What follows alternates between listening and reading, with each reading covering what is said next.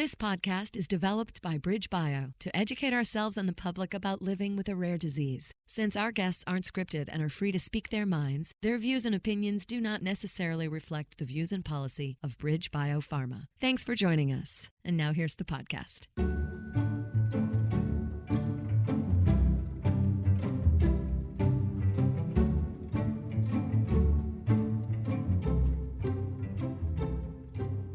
Welcome to On Rare, a rare disease podcast produced by BridgeBio, a biotech company that works on developing treatments for rare diseases. At On Rare, we explore what it's like to live with a rare disease. Not only do we get to learn a little bit about the science, but we also get to hear from people living with these challenging conditions. I'm your host, Mandy Rohrig, a member of the Patient Advocacy team at BridgeBio, and I'm joined by my friend and colleague, David Rintell, head of Patient Advocacy.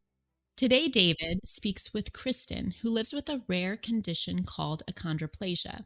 Achondroplasia is a form of dwarfism. Hello, David. It's good to see you. Hi, Mandy. Great to see you as well. I'm really looking forward to introducing Kristen. She's someone I've known for a number of years.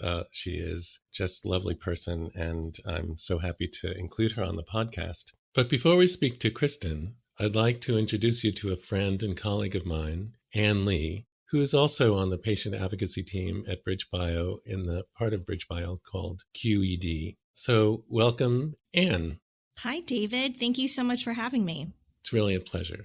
So let's just start with understanding more about achondroplasia. Can you just explain to us what it is and how is it that some individuals develop achondroplasia?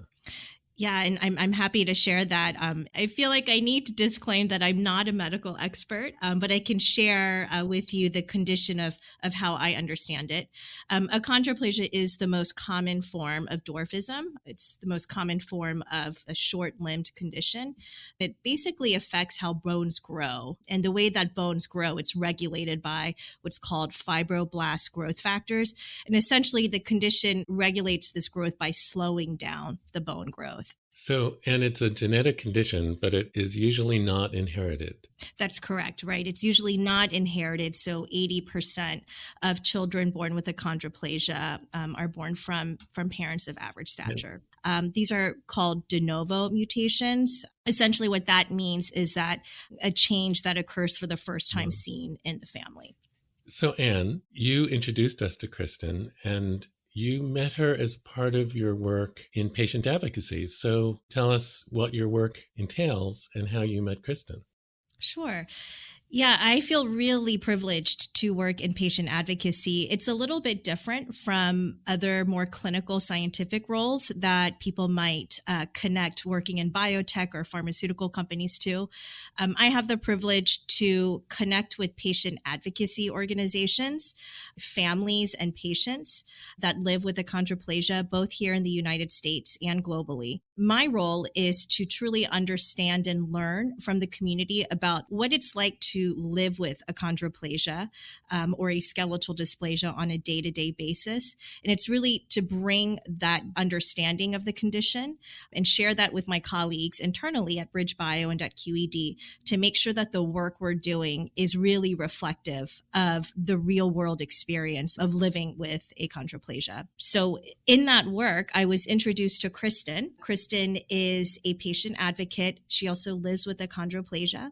And she's also the patient advocacy lead for the Magic Foundation, which is a nonprofit and patient advocacy organization that supports families with growth disorders. So, Ann, in your role in patient advocacy, you interact with organizations that represent the community of people living with dwarfism, and you interact with individual people like Kristen. And I wonder if you could just comment on what the best part of that position is and maybe what some of the challenges are.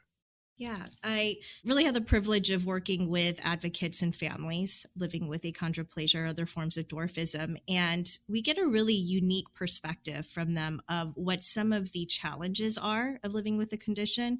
Oftentimes those challenges aren't, what we know of outside of the medical complications. Some of those complications include foramen magnum stenosis, sleep apnea, maybe even obesity. But what I've learned from families families that could even be more difficult to live with is some of the social impacts. We hear from many families that there's a lot of bullying that happens in school just because of how they look. They look different. And that can be really difficult for children to feel like they're part of a group. And so that's been a really unique aspect of this position, is you're really understanding the human side of what it's like to live with a rare condition, being able to bring that and share that with our colleagues that are so ingrained in the data and the science to really help them understand the kind of human aspect of what it's like to live with achondroplasia. Oh, and I think that is so valuable. Another aspect of achondroplasia, another form of dwarfism that I think about, is they are living in an average height world, and everything is designed for people of average height. And I imagine that every day they encounter challenges that are related to the fact that the world has been designed around a different group of people.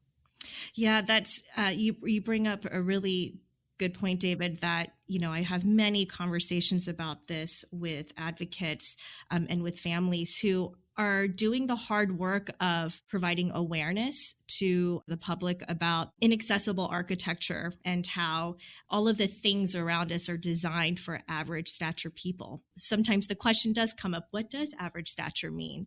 But I think that's why research and treatment can be helpful for people or families with achondroplasia, and being able to provide some sort of option to allow families to have a better quality of life. Yeah. Thank you, Anne. This has really been so helpful, and I think it really sets up our conversation with Kristen. So we're really grateful for your work every day on behalf of the achondroplasia community. Oh, well, thank you so much, David. Thank you so much for having me.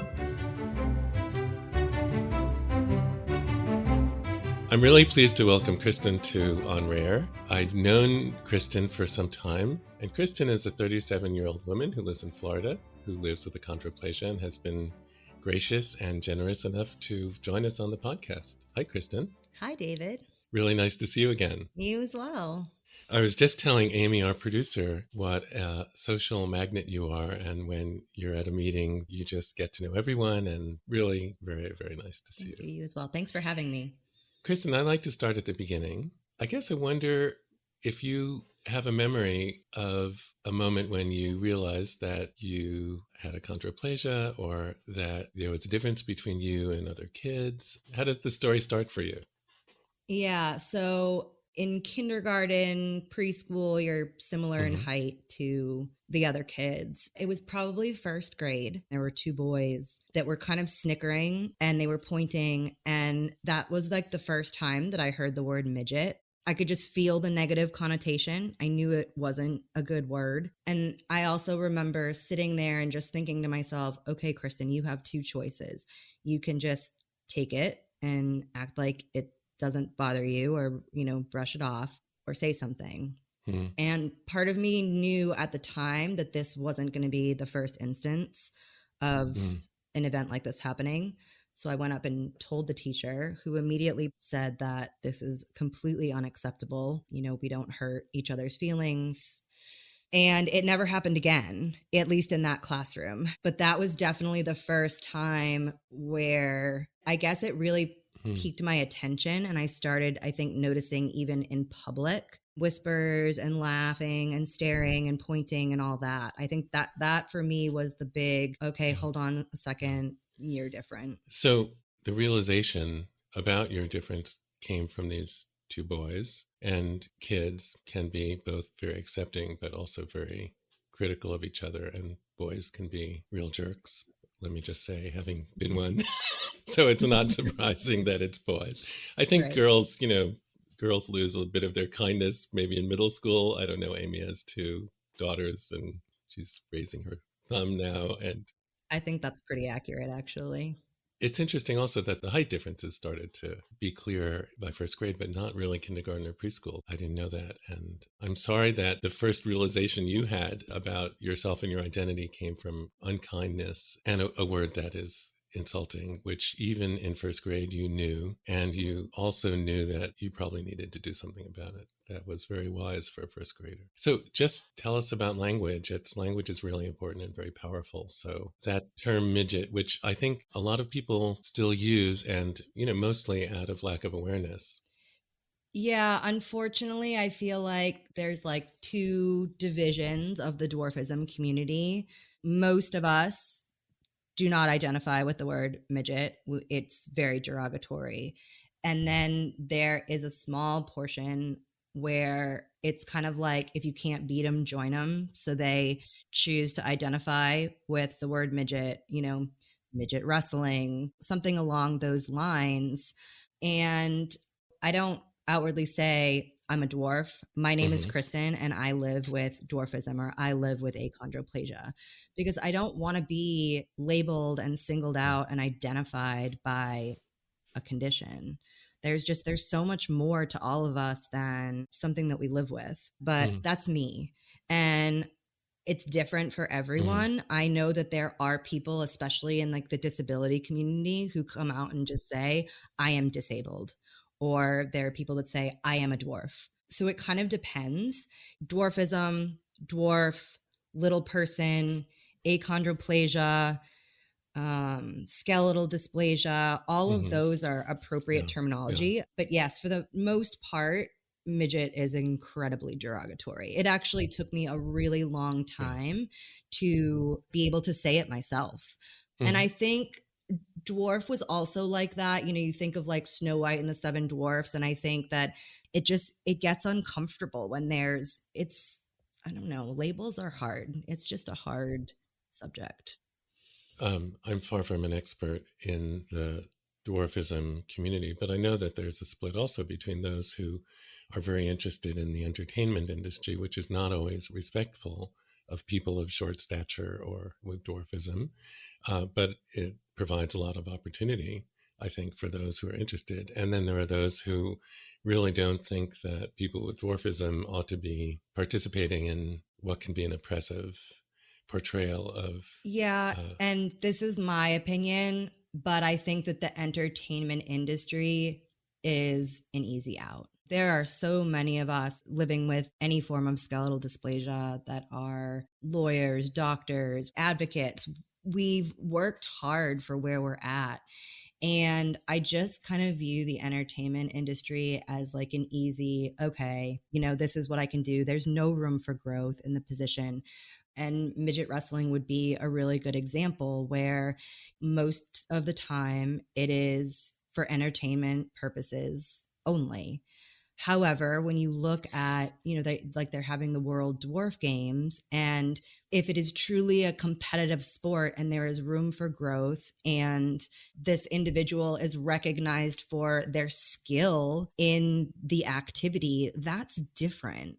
But when you are giving people permission to laugh and like mock you for your size, your condition, what you have, that's different. When you put someone with skeletal dysplasia in the public eye for entertainment purposes, because the truth of the matter is, starting way back, we were acts in a circus. And so many of us have worked so hard to be viewed as a normal human being in society who hold regular jobs, have families. I've been asked many times, I saw you at the strip club the other night. And I'm like, nope, wasn't me. Wasn't me. I don't do that. I mean, and it's just so people assume they see one person with skeletal dysplasia, they just immediately draw a parallel. And it's like, oh, well, you're the same. You were on TV. You've been on that TV show, that kind of a thing. Oh my God. There's a lot of generalization. Yeah. And we humans are prone to generalizations about groups of people that are different than us. This is not unfamiliar, and you could substitute achondroplasia or dwarfism. Thank you. That was really so helpful, Kristen. You're a person, You're a woman, you're an advocate, you're who you are and what you do first. And your identity is not organized around being a person with dwarfism or with achondroplasia, although that is also who you are. Am I stating that correctly? for you? For sure. And it's being a woman with dwarfism. I wouldn't be where I am today without all of the ups and downs of living with achondroplasia. So it is definitely a part of who I am, but Yeah. I'm much more than just a woman with achondroplasia. There's far more to me as a person. Yes. And I can attest to that. So, so we left off, you're in first grade, you're called a name for the first time. You look around and you start to notice, okay, the other kid's height is starting to be different than my own. So I wonder if we could go back to that moment and how that story continues. Yeah. So that experience in first grade, I realized that I had to be an advocate for myself. My parents weren't in school with me. First grade, you're starting to make a whole new group of friends, but I have me for the rest of my life. And I knew in that moment that I had to stand up for what I knew was right. Yeah. And when I was in third grade, we had an extended class. It was 2 teachers and we had about 50 kids. And one of our books was a short story called Thinking Big about a little girl named Jamie who was living with achondroplasia. And my teachers were like, oh my goodness, Kristen, you please get up, tell the class what your experience is. How do you compare to Jamie? We want you to share your story. And so, I was like, okay, third grade. Sure. And my best friend and I at the time prepared this whole script, and it was filmed in the art room. We answered questions. When we sat down, crisscross applesauce side by side, we were the same height. But then when we kneeled and stood up on our knees, we were different height. And that was because my thighs were shorter than hers. So it was just a lot of different things. So we did it live for our third grade class. And then they showed the movie to all the other third grade classrooms. And I went in and answered questions. And as I progressed through elementary school, so 4th grade, 5th grade, 6th grade, I would go back into the third grade classrooms and they would show the movie and then I would speak to the class.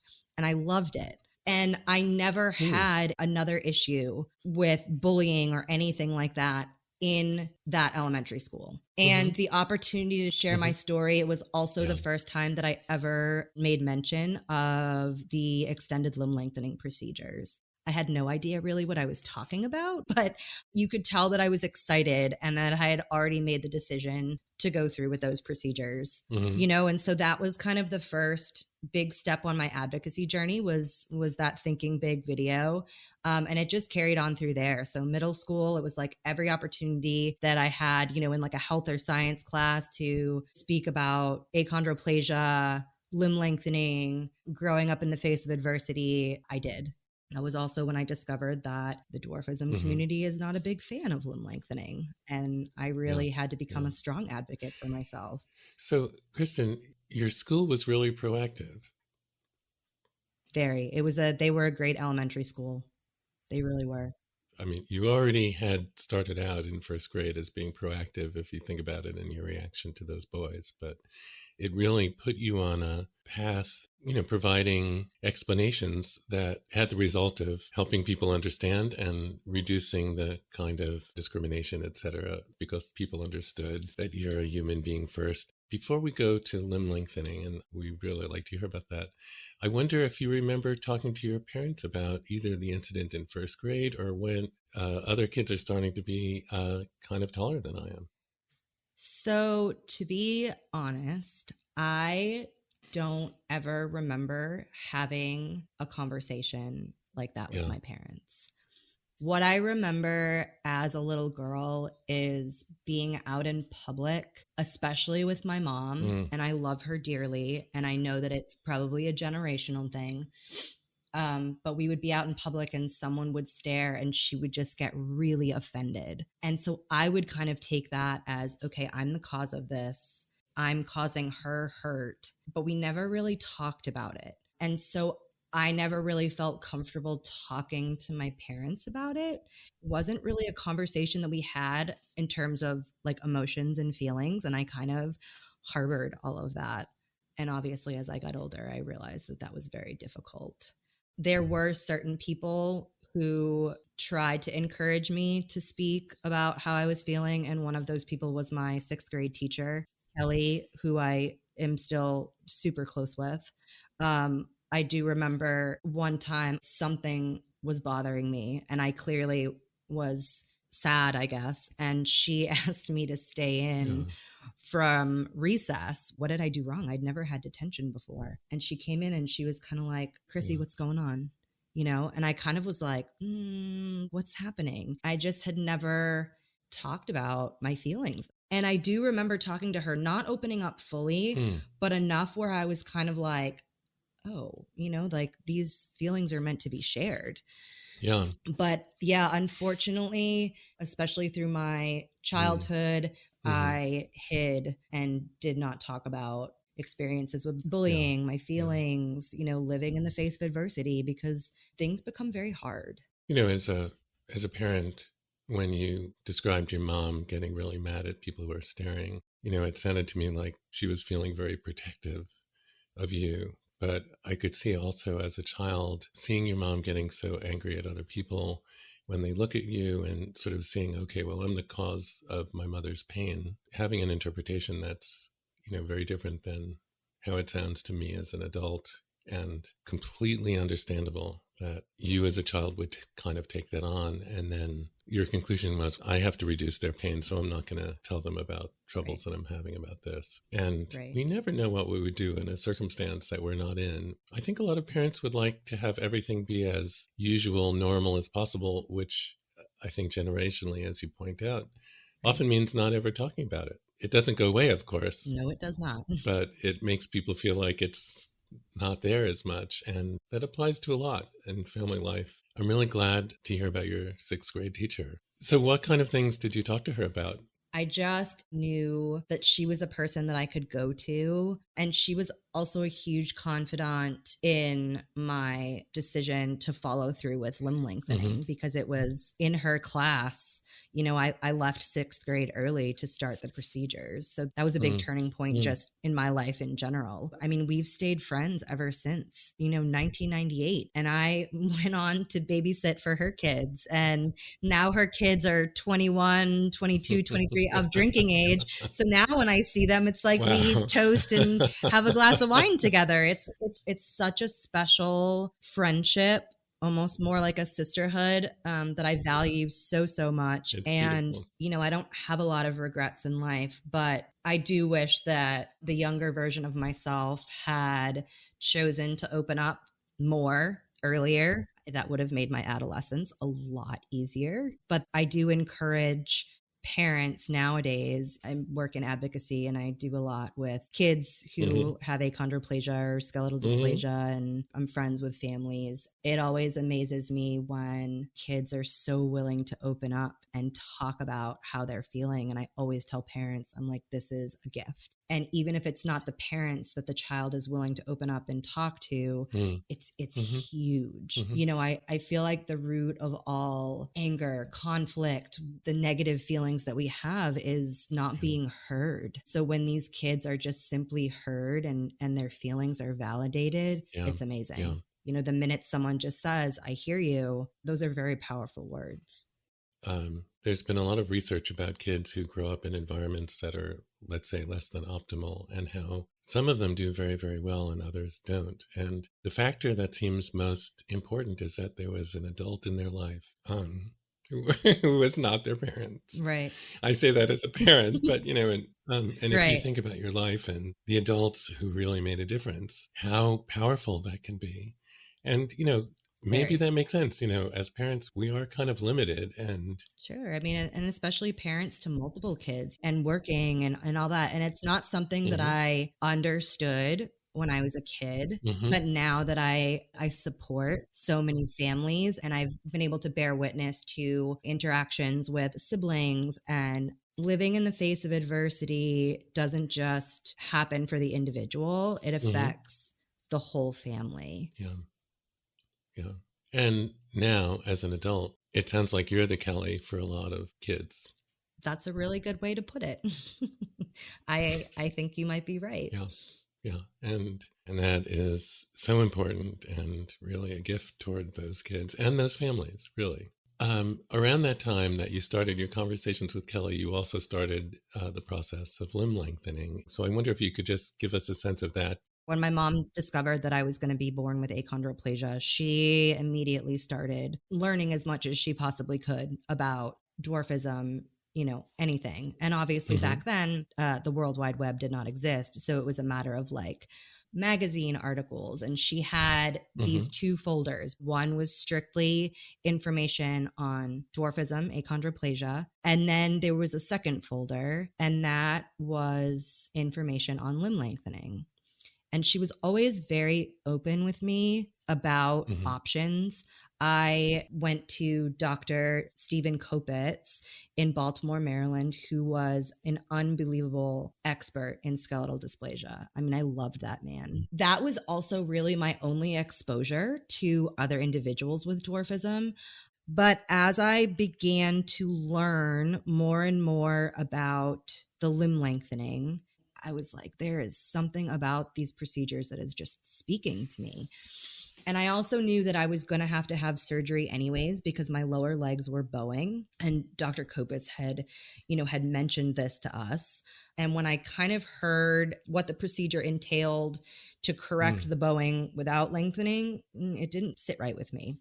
So there was a special on 2020 where Dr. Dror Paley, who at the time was also in Maryland, was with a girl with a limb length discrepancy. And then there was also a young man who had achondroplasia, and he was undergoing arm lengthening. And I mean, they showed Dr. Paley in the operating room, all of it. And it was graphic. And I still was very much like, nope, this is definitely for me. This is what I want to do. The benefits of limb lengthening were far beyond height. I had deformities in my elbows and in my hips. Proportion was a really big deal. Achondroplasia is a disproportionate form of dwarfism where we have a normal sized torso and then our arms and legs are abnormally short. So something as simple as reaching across a stove, it was like I couldn't reach across a stove without burning my arm. I just knew that this decision was for me. And we found Dr. Paley and he said, "You're an excellent candidate." And June 3rd of 1998, I was 12 years old. I left sixth grade early and underwent my first procedure. You mentioned, Kristen, that limb lengthening is not only about increasing height, but has other benefits. Perhaps you could explain that to us, if you don't mind. The bottom line is that living with achondroplasia is a disability. That was kind of something that I knew. I mean, I would open my mom's folder and just read, medical articles and journals about achondroplasia. I knew that undergoing the surgeries was going to correct the bowing in my legs. I knew that it was going to straighten out my joints so that the risk of early onset arthritis was going to be lessened. There's also this huge issue of society is built for individuals who are, at least 4 foot, 10 inches tall. I don't know what the exact height is. Yeah. Public bathrooms. I used to have to crawl up on a public toilet and it's like gross. Sinks, being able to wash my own hands. I was incredibly independent and there were a lot of things that I couldn't do myself. Driving a car, grocery store checkout counter, reaching across and being able to physically get into the grocery cart and put items up on a belt. I mean, I could go on. There's so many things. And all of this I took into account. And, and Dr. Paley was very clear and said, we can change all of this. The other was proportion. My arms and legs were going to be in proportion to my torso. The benefits basically for me outweighed the risks big time. And the process, Kristen, hearing about it sounds like it could be very painful and it takes a very long time. And I wonder if you could share a little bit about what it was like. So the process has changed big time. When I had the procedure done, we did it in 3 phases. So the first surgery I had was done on my tibias or my lower legs, where they actually broke the bone in 2 places. And then they use an external fixator to stabilize the bone and where it's broken on the outside. And then you turn struts on the fixator and you lengthen. So with my lower legs, I was actually lengthening in 2 places where the bone was broken. They call that a double level lengthening. And I lengthened 6 inches on my first lengthening, which now is, they would never do because there is a lot of risk of nerve damage. And I have my physical therapists back in Massachusetts 100% to thank for my success.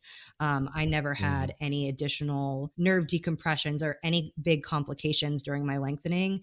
Physical therapy is incredibly important, and they were a huge asset. The second phase I had were my arms, and I lengthened 4 inches, also with external fixators. That's done very similarly today. And then my last lengthening was on my femurs. I got 5 inches on my femurs. They used an external fixator for that, but I was non-weight bearing. So I was confined to a wheelchair, which was pretty challenging. I was also, at that point in time, I was in high school. So it was, emotionally, it was tough. But today, things are done much differently. They actually have internal fixators. It's called the Precise. So there's no pin sites, no pin care, no pin infections. They do both tibia and femur, so top and bottom legs at the same time, but you do less length on each segment. And then you do the arms, and then you have the option to do the legs a total of 3 times. I mean, they've come a really long way. And I actually joked with my boss because I see so many of these kids who undergo the internal lengthening. And I was like, well, I can't really support them because I've never had it. You know what I mean? Like, maybe I just need to go for another inch in my femurs and see what an internal fixator feels like. Totally joking. I would never. But he was like, yeah, absolutely not. These procedures are just developing every day. And the fixators are a kind of a frame that are external to your limbs, right? Correct. I've seen those. They're made of titanium, but there's a lot of like nuts and bolts and struts, and all those weigh so much. So my legs, when I had my first lengthening, probably weighed like 10 to 15 pounds each with all the hardware. They were very heavy. Well, thank you. We really appreciate your explanation of that. And I'm very impressed by how clear you were as a very young person about the route that you wanted to take. And it's a very long and difficult process. Yeah, I mean, it was definitely a commitment, but there was no doubt in my mind that that's what I wanted. And so I was very much a fierce, independent young girl, grown into a fierce, independent woman. And I was dead set on those surgeries. And I'll also take this moment to say that they're not for everyone, and that's okay. This was an incredibly personal decision. My parents gave me the choice. 80% of us born with achondroplasia are born to average height parents.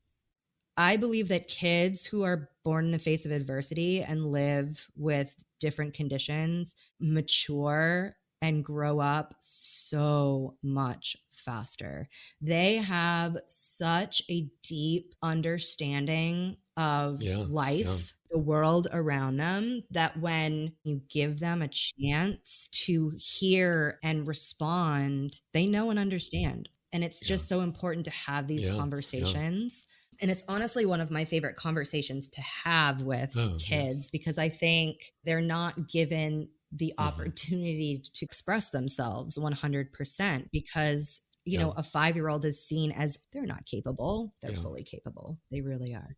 You advocate that the kids should be trusted on that, but you also understand and advocate that it's an individual decision for a child and family, that outside influences shouldn't determine people's decisions, but they should make choices for themselves, whether it be about limb lengthening or potential medication, etc. So very much so. You're a fiercely independent woman, you're an advocate, and you're an author. So can you tell us about your work in advocacy and your book? Yeah, so I'll kind of lay it out how this all came to be. There are some individuals with dwarfism who experience 0 medical complications. And there are some of us who experience some. And then those of us who experience quite a few. So I completed all of my lengthenings, went off to college, spread my wings. Everything was amazing. In the spring of 2015, I was living in Charleston, South Carolina at the time, and I suddenly lost feeling and sensation from the waist down, and I didn't know what was going on. I went to my primary care doctor, and she said, I don't know whether to send you to an orthopedist or a neurosurgeon. She sent me to a neurologist. They did an MRI, and I was diagnosed with spinal stenosis, which I really knew nothing about. I was then told, go to physical therapy, you'll be fine. Gratefully, one of my girlfriends was a physical therapist, and so I was going to see her. I worked in the yoga industry at the time, and so I was paying, for my own health insurance. So I would pay out of pocket every time I would go to physical therapy. And she was just like, Kristen, this is ridiculous. You're like, I was getting worse. It was at that point that immediately made a double appointment with Dr. Paley and Dr. Feldman because I wasn't sure. I just wasn't sure what was going on. It was very unclear. And bottom line, I get down to Florida, and Dr. Paley steps aside and says, this is not my area. And Dr. Feldman comes in and says, you're in trouble. So basically my spinal stenosis had progressed to the point where I was essentially becoming paralyzed. In 2016, I had a spinal fusion. That one spine surgery in 2016 has now turned into a total of, I think we're on to 16 surgeries in 8 years. I ended up moving to Florida because my health insurance in South Carolina wasn't going to cover me with Dr. Feldman. And he was the only doctor who had, promised me a glimmer of hope in being treated and getting my ability to walk back. It was really hard. And this goes back to where I, as a child, wasn't super open with my feelings, and it became very difficult, so I uprooted from Charleston, where my tribe was, and moved to Florida. I ended up going on disability, and I wasn't working. I actually would trifold letters and stuff them in envelopes, stamp them and address them for a little bit of extra money. I was on food stamps. My whole life had taken a complete turn. I was a hot mess. But it was at that point in time that I realized that if I'm not in this fight, it's not going to work. And maybe 4 surgeries in, something clicked. Throughout all of my spine surgeries and some additional surgeries I had on my legs, I started to pull together this book. I had written and rewritten and worked and reworked this memoir of mine, starting from when I was a child, going through the limb lengthening procedures for years. I had told my parents that I had kind of been working on this. And so I utilized my time and I just put all of my energy into this memoir because sharing stories was so healing. And I just thought, okay, if I put my story out into the world and one person reads it and they are able to make a connection, that was enough for me. I self-published. I had no idea what I was doing. I was not an English major. So, it's a first book. The response that I had was amazing. People all over the world were reading it and just saying, thank you. Thank you for putting your story out there. And it was shining a light on the limb lengthening procedures and just living with achondroplasia. And then at one point, Dr. Feldman basically said, you need a job and I need help. And so now I am a patient advocate for Dr. Feldman and his partners at the Paley Institute here in Florida. It's not just advocating for families who have a child with achondroplasia. Again, it's families who have all different conditions. I think patients, and especially something with a condition where you're consistently undergoing procedures or experiencing chronic pain, you can feel very alone. And And I always say that Oh, scars are stories meant to be shared. And I think that there's a lot of power that comes from storytelling and from community and advocacy work. And it's yeah, something that I'm incredibly passionate about. Gratefully now I get to say yeah. that it's my job. Yes. Kristen, this is the time to give us a plug for your book. So please give us the title. And I know that it's available on Amazon for Kindle and printed, but It is. So the title is Little Legs, Big Heart. And that has been my mantra for quite a mhm, long time. It's available on Amazon. It is a memoir. And please, if you read, let me yeah, know what you think. It's something yeah. I'm very proud of. Just two more questions. Sure. One is the spinal stenosis that you've experienced that's required all of these surgeries. Is it your sense that that is from just a result of having achondroplasia? Is it unrelated? Yes. So I didn't realize it, and I don't know that my parents realized it either. When I Mm-hmm, was younger, I didn't have a whole lot of medical issues, but the truth is that some infants have mm-hmm, spinal stenosis when they're babies, and it can affect how they breathe. It's in the cervical part of your mm-hmm. vertebrae, and it requires immediate medical attention from a neurosurgeon. And then young kids with achondroplasia can also get Mm-hmm. spinal stenosis, and then Right, adults get it.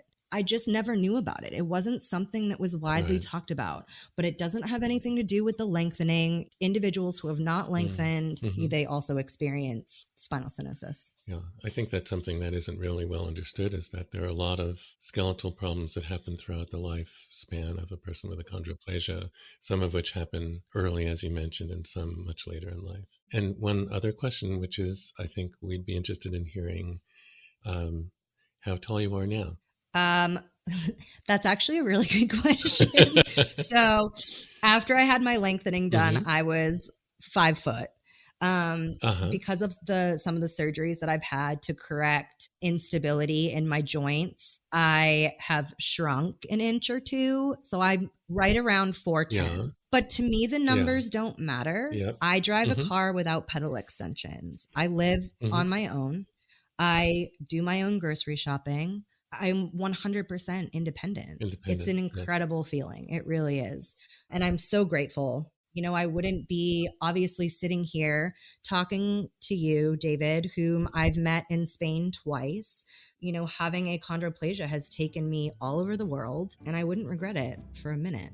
Kristen, thank you so much. I personally have learned so much, and I am so impressed with your strong sense of identity. And you've really been the person who has determined your path and laid out your future.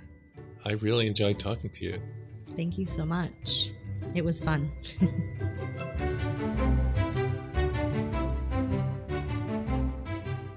Kristen is an amazing individual. She is an incredible advocate. She is an accomplished author. She is a mentor. And I think she's gained such tremendous strength from the moment she was confronted by a bully in first grade. She stood up for herself, and that confidence that she gained continued through the rest of her childhood and certainly into her adulthood. Thanks, Mandy. Kristen is really such a dynamic person who, as you say, has not only advocated for herself, but also advocated for other members of the achondroplasia community. And I guess I was struck, as you were, by the beginning of her story, confronting the bully in first grade, and then also the role that teachers played in her life, that her third grade teacher invited her to get up in front of the class and talk about living with achondroplasia, and the sixth grade teacher, who to this day remains a mentor and support and has continued to be a force in her life. It's a reminder about what an impact teachers can make for all children. And for full disclosure, I spent 5 years as a public school teacher, so that warms my heart to know that teachers can have such an impact. I would also add, David, that we all have an opportunity to positively influence and have a voice for one another or encourage one another. Kristen was especially strong in her perspectives about limb lengthening, but for Kristen, it wasn't just about height. For her, it was improving and changing her ability to function well in the world. She very clearly described going to the grocery store. She described how it was difficult to drive. While we would like to hope that we're making progress as a society to have a more accommodating world for people of all abilities, we're not there yet. And there are clearly many more opportunities to make this a more welcoming space for everyone. I completely agree with you. All of us can make a difference in the lives of a young person or of each other by providing support, empathy, and encouragement to anyone who's living with a life circumstance or condition that causes them to struggle. So thank you for bringing that up. I'm so happy that we get to work together through this podcast to continue to elevate people with all conditions and the voices and experiences that they have. Thank you, Mandy. Thank you, David, and thank you, Kristen, for sharing your story. A special thanks to our exceptional producer, Amy Brooks. And to learn more about achondroplasia, visit the websites Little People of America, Growing Stronger, and the Magic Foundation. If you like this podcast, please subscribe. Thanks for being with us today. I hope you'll join us for our next conversation on Rare.